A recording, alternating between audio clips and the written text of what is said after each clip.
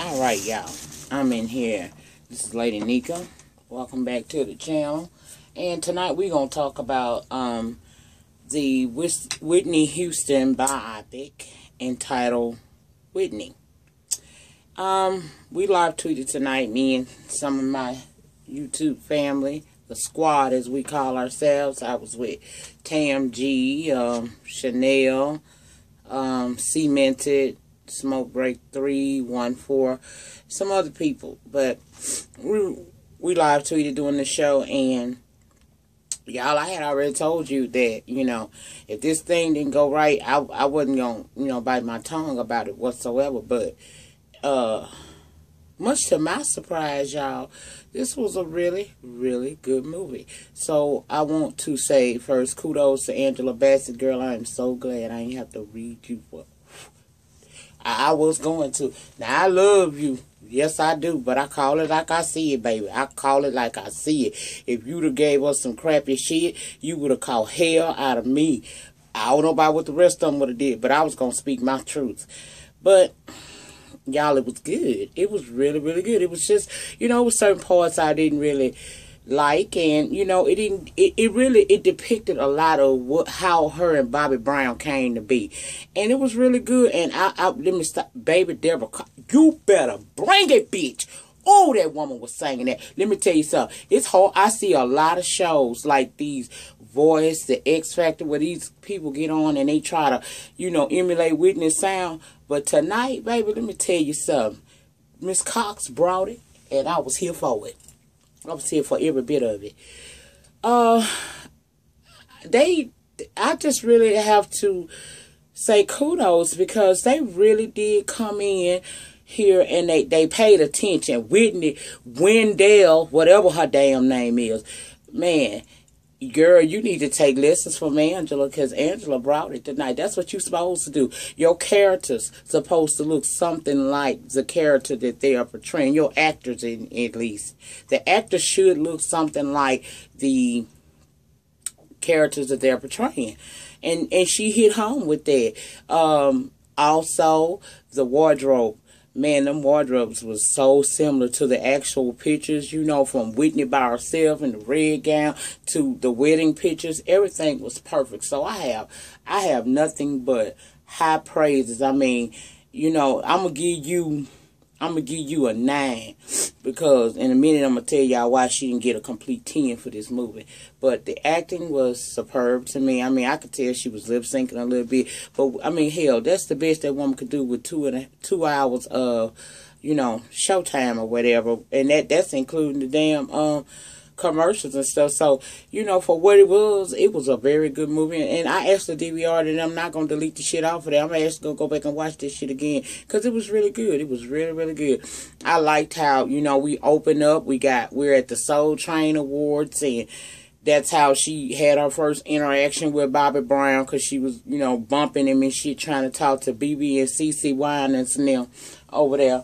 And, Bobby was, he knew who she was. Well, nobody in the world didn't know who Whitney Houston was. I mean, she the diva, the voice. And so, as we move on, we see how he wooed her, and, it was an attraction to her anyway, because, they say opposites attract, and Whitney is the opposite of Bobby in a lot of ways. So, of course, she was attracted to that man, that thug life, baby. Something about that thug life. I know about that thug life. Believe me, I know about that thug life.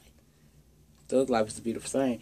But, she liked the little bad boy image she had, but they also shared a lot of commonalities, and it was nice to see, what exactly outside of the bad boy image that attracted to her to him. And you could tell, Bobby wasn't just no damn fool, They shared, a like of different types of music. He was in the sparkle. We all know Whitney Houston was a big Sparkle fan, before she actually was in the movie. We knew she liked that, because she always spoke highly of it. Irene Cara, if for those of y'all that's old enough to remember who Irene Cara was, that was a bad bitch, that was a singing bitch, that was a dancing bitch. I liked me some Irene Cara. But anyway, the movie tonight really did give me, an insight as to how they came to be. Now, it also dispelled a lot of the people who still today want to say that Bobby Brown put Whitney on the drugs. Clearly, we see that that was not the situation. Whitney was already going up before she even got with him. You understand what I'm saying? I ain't like seeing that, so much, but it was what it was. It's the truth. So, she told the truth. The part that makes me not give this a complete 10 across the boards is I feel like, in some regards, Bobby Brown was made to look the first hour like he was some innocent kid, in some kind of way, maybe Whitney had kind of corrupted him. And I just didn't like that, because we all know, if you old enough, people my age, we was there. We remember what we saw on the tabloids, on the TV. Don't make Bobby Brown out to be some kind of saint, because he's not. You know what I'm saying? And I didn't like that. I also didn't like the fact that when he felt like she was bigger than him, he began to resent her and become jealous and do a lot of unnecessary bullcorn to her because of that, such as cheating on her. I didn't like that. But let me go back, y'all. Did y'all peep out that first sex scene? Baby, I see why Whitney was out there. Didn't I tell y'all, we going to do a video about that good dick. I told y'all, that good dick make you do some shit. That good dick had Whitney going, baby. That good dick. I needed that commercial break after that sex scene, that first one, because I was over here feeling some kind of way, y'all. I really was. I mean, it was steamy. It was hot. I was like, shit. And, I'm grown just like Whitney, I never really, when you think of Whitney Houston, you don't think Whitney in a sexual sense. You just think of the voice, That's what's synonymous with her, the voice and, of course, the drug use. But I've never seen her, thought of her like, well, I wonder what her and Bobby, but baby, tonight you found out. Whitney was getting it in. I mean, Bobby was a beast. Even when he started cheating on her and she walked in and caught him, sexing that other girl. Man, Bobby had one leg up action going on. Girl! Ooh, that's that spot, baby. He was hitting nothing but spots. I swear to God, he was hitting them spots, and I was here for it. Even though that, he was cheating on Whitney, I gave him an A for technique, okay? Because, girl, that thing, baby, he had that thing way up, and I was like, you better bring that pound game to the motherfucking show. But I liked it, I liked the whole show. I just didn't like the fact of how they depicted her as, somewhat kind of turning him on to a lot of stuff. And it could be, because I've heard that she, now we all know Bobby used to smoke a whole lot of weed, and we all know that Bobby used to drink a lot. But in the after show, he even went on to say that he was also on heroin and everything else at that time. So, I don't think that she put nothing in his life that he wasn't always somewhat familiar about. I don't feel that, vice versa. I don't feel like he did anything to her. They had a toxic relationship. When you have two broken people, and clearly, y'all, because, like I said, Angela only had 2 hours with commercials to get this thing done. So she couldn't go that deep into it. But I do feel like, did a bitch just lose her thought again? Y'all, ooh, them 13 a day, I told y'all.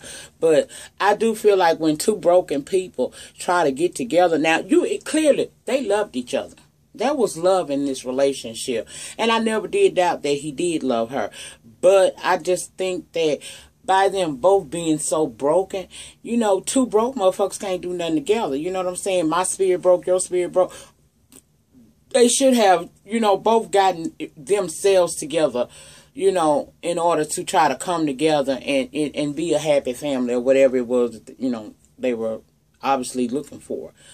I was so hurt when I never knew. And I've been following Whitney, I'm old enough to know about her like that. I forgot about, I ain't gonna say no, I forgot Whitney did have a damn miscarriage before she had Bobby Christina. And I heard that it was really traumatic experience for her, and because she wanted to have a baby for him real bad, That's why she was so hurt when she found out baby mama was pregnant again, because she told him, I want to be the one to have a baby for you, But overall, this was a good movie. You know, let me see if there's anything else I want to talk about. You know, I didn't like. You know, I felt bad for when he got out of jail, and he went to rehab, and he told his truth, which is something supposed to be spoken under total anonymity, and some kind of way, you know, it leaked out, and that's what started everybody just really jumping on her about being on drugs, is because of that. Do I think Whitney should. I think that they both should have done a little bit more to help each other if they were going to be so, you know, want to be together. But it is what it is. I didn't like the fact, again, that once he found out that really she was the superstar, he began to get jealous of her. And you could see that there was some resentment. And that happens even, like I was telling Cemented tonight, that shit happen all the time now. Some men can't handle their woman being in the spotlight, or their woman making the major bread. It fucks with their egos, and I think that was a major factor with Bobby Brown, which made him get even worse, was that his ego was bruised when he found out that he wasn't really as big a star as he thought he was. Now, we all remember him from New Edition and everything, and he did have a fairly successful solo career, but Whitney was always the star. And that's something that I think that even today, it bothers him. It bothered him that his career kind of stalled out while Whitney's kept going. Then with the drug use and everything, things just got all fucked up. But I give it a 9. A 9 out of a 10. I really liked the movie. I was really impressed with the vocals of Miss Deborah Cox. Oh, and the guy that did the vocals for Bobby Brown when he was at the Soul Train Awards, and Whitney was watching his performance, you know, getting wet, sitting in that chair watching this man, because she already had some, like, you know, attraction to him because, like I said, opposite attract. Whoever that dude is, he did very, very well. The vocals were on point on this movie, y'all. The vocals were on point.